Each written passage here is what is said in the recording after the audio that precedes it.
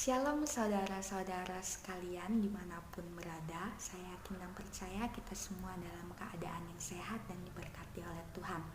Pada hari ini saya akan menyampaikan kebenaran firman Tuhan dengan judul Yesus adalah Tuhan yang akan datang menurut kitab Tesalonika. Nah, kira-kira kenapa di dalam Tesalonika dikatakan Yesus adalah Tuhan yang akan datang? Nah, saudara-saudara, sebelum itu kita harus mengetahui terlebih dahulu secara bersama bahwa penyebutan nama Tuhan merupakan penjelasan mengenai pribadi Yesus atau yang biasa kita sebut adalah Kristologi Yesus. Nama Tuhan atau kata Tuhan dalam bahasa Yunani atau bahasa aslinya disebut Kyrios, yang memiliki arti seseorang yang memiliki otoritas tertinggi atau menguasai atau berkuasa.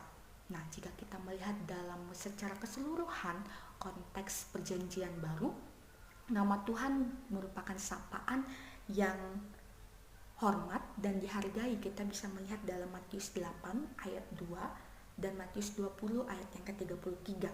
Kemudian sebagai pernyataan adanya kepemilikan otoritas. Nah, kita bisa melihat dalam Matius 21 ayat 3 dan Matius 24 ayatnya yang ke-42. Dan nama Tuhan memiliki pengertian atas otoritas yang tertinggi, menyatakan sifat yang sangat dimuliakan. Lalu, sebagai apakah Tuhan, nama Tuhan dalam tulisan Paulus di suratnya di Tesalonika? Terlebih dahulu mari kita sama-sama mengenal kitab Tesalonika. Nah, saudara-saudara, kita mengetahui bahwa kitab Tesalonika merupakan surat yang dikirimkan oleh Paulus ke jemaat Tesalonika, yaitu ada surat pertama Tesalonika dan surat kedua Tesalonika. Nah, semua kedua surat ini sama-sama dituliskan oleh Paulus, namun dalam waktu yang berbeda-beda. Pertama, Paulus menuliskan surat pertama ketika ia melakukan tugasnya di Akaya, yang kemudian suratnya yang kedua dituliskan setelah beberapa bulan suratnya yang pertama.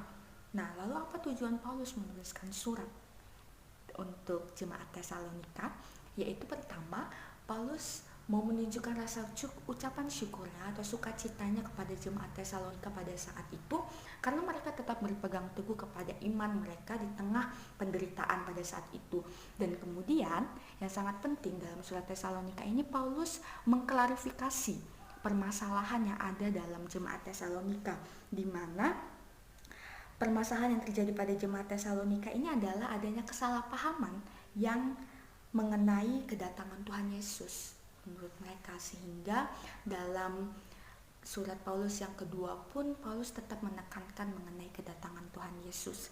Nah, nama Tuhan Yesus atau penyebutan Tuhan dalam kitab Tesalonika ini Paulus menyebutkan sebanyak 34 kali, seperti misalnya Tuhan Yesus Kristus, Tuhan kita Yesus Kristus Tuhan kita, Yesus Tuhan kita, dan Tuhan Yesus. Sehingga ketika kita melihat konteks keseluruhan dalam kitab Tesalonika selalu menyinggung mengenai kedatangan Tuhan, sehingga kita bisa melihat dalam pasal yang pertama ayat 1 sampai dengan 10 ini kita bisa melihat konteksnya bahwa Paulus pertama menjelaskan ungkapan syukurnya kepada jemaat Tesalonika, dan dia kemudian menyatakan keadaan jemaat Tesalonika yang masih menetapkan hati untuk menunggu kedatangan Tuhan. Kemudian kita bisa melihat dalam pasal yang kemudian atau pasal yang kedua, Paulus mengingatkan jemaat Tesalonika bahwa ketika Tuhan datang tidak ada yang bisa menghalangi, sehingga sangat jelas di sini bahwa Paulus menggambarkan Tuhan adalah Tuhan yang akan datang. Kita bisa melihat dalam 1 Tesalonika 2 ayat 19. Kemudian pada pasal yang ketiga dan keempat, sangat unik pada pasal ini, di mana Paulus menuliskan bagaimana cara Yesus yang akan datang. Dia menekankan bahwa Yesus adalah Tuhan yang akan datang dengan kemuliaannya. Kita bisa melihat 1 Tesalonika 3 ayatnya yang ke-13, dan kemudian Paulus juga menekankan bahwa Yesus adalah Tuhan yang akan datang dengan kemegahan dan kuasa surgawi. Ini bisa kita lihat dalam 1 Tesalonika 4 ayat 16. Nah, tak heran pada pasal keempat Paulus menekankan pentingnya kekudusan di dalam Allah. Nah, kemudian saudara-saudara, Pada pasal yang kelima dan juga surat Tesalonika yang kedua, di sini Paulus menuliskan bahwa tidak penting untuk mengetahui kapan persisnya Tuhan akan datang. Tetapi Paulus menuliskan kepada jemaat Tesalonika bahwa ada peristiwa-peristiwa yang terlebih dahulu yang harus terjadi sebelum kedatangan Tuhan. Sehingga tidak heran, di setiap suratnya Paulus menekankan agar setiap jemaat Tesalonika untuk terus berjaga-jaga dan berdoa. Nah, saudara-saudara, lalu bagaimana dengan kita pada zaman sebagai orang percaya pada zaman sekarang harus percaya bahwa Yesus adalah Tuhan yang akan datang? Karena saudara-saudara, kita mengetahui bahwa kedatangan Tuhan pertama, Ia datang untuk menebus kita, memberikan keselamatan bagi kita, dan kita percaya bahwa ketika Ia datang kembali, Ia akan membawakan keselamatan bersamanya, ya, ini pembebasan yang utuh dan tuntas dari dosa, maut, dan neraka, dari murka yang akan menimpa bagi orang-orang yang tidak percaya kepada Allah.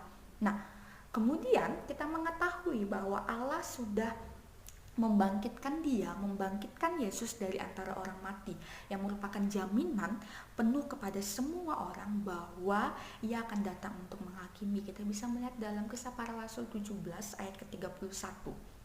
Lalu, apa yang harus kita lakukan sebagai orang percaya ketika kita menunggu kedatangan Tuhan untuk kali kedua? Mari kita sama-sama belajar dari kitab Tesalonika ini, saudara-saudara sekalian, bahwa yang pertama kita harus tetap berjaga-jaga.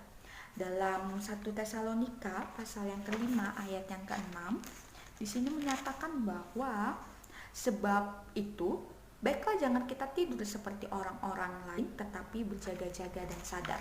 Nah, kata berjaga-jaga di sini Bapak Ibu, saudara-saudara sekalian, menunjukkan bahwa adanya sebuah kepekaan, adanya sebuah waspada dalam diri kita untuk kita dapat melawan dosa dan godaan untuk berbuat dosa.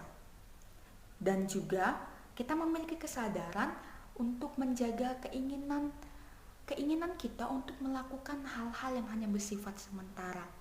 Dan berjaga-jaga juga menunjukkan sebuah tindakan kita untuk kita tetap melakukan kebenaran firman Tuhan. Sehingga berjaga-jaga dalam kitab Tesalonika ini, saudara-saudara, bukan hanya berjaga-jaga dan meyakini bahwa Tuhan akan datang, tetapi berjaga-jaga dengan tindakannya itu kita mampu untuk melakukan teladan kepada jaga-jaga. Dalam kitab Tesalonika bisa kita ilustrasikan seperti security yang sedang jaga malam.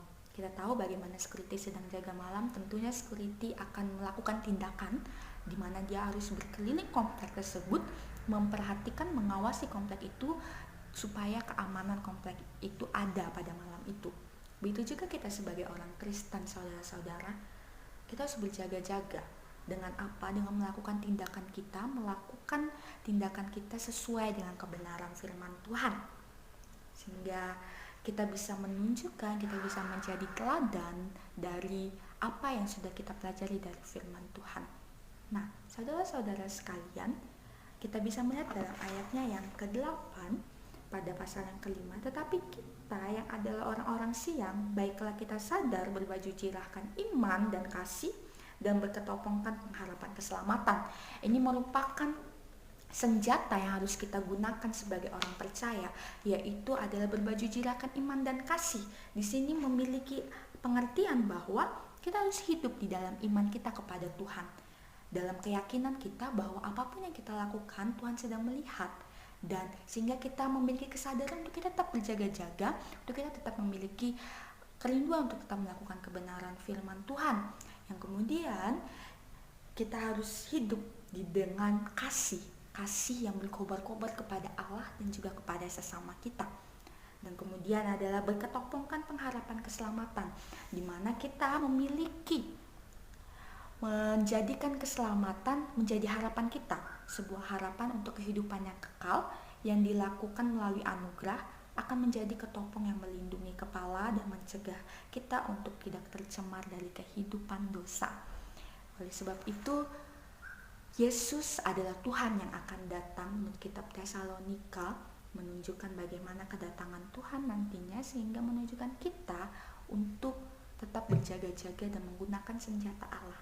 Berjaga-jaga bukan hanya diam, tetapi melakukan tindakan dengan melakukan kebenaran firman Tuhan. Sekian kebenaran firman Tuhan pada hari ini. Tuhan Yesus memberkati.